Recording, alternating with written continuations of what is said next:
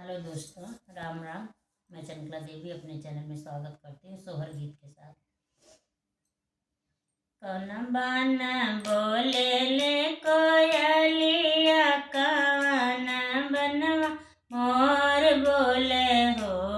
ललना कौने बाना बोले सहरे सवा, कहाँ महारानी बोले हो।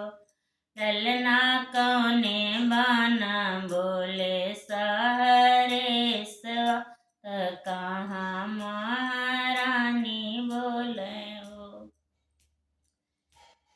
बागी बोले ले कोयलिया, महुआ बन मोर बोले हो।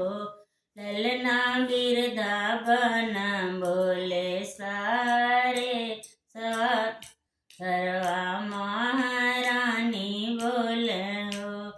ललना बिरधा बन बोले सारे सवा, देवगरवा महारानी बोले हो।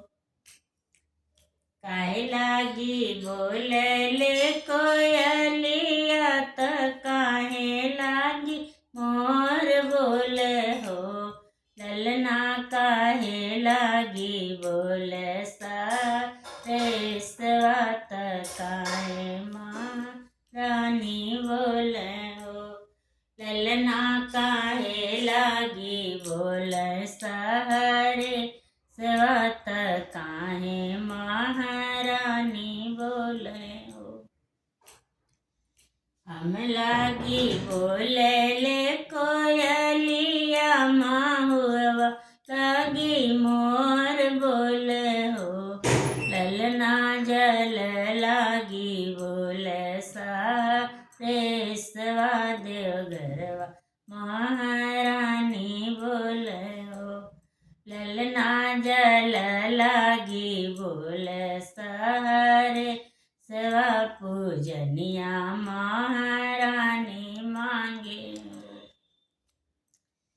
अम्मा देवो कोई लरिया, महुआ हम मोर देव हो। ललना जलवा पियब सारे सवा, पूजनिया महारानी देव। ललना जल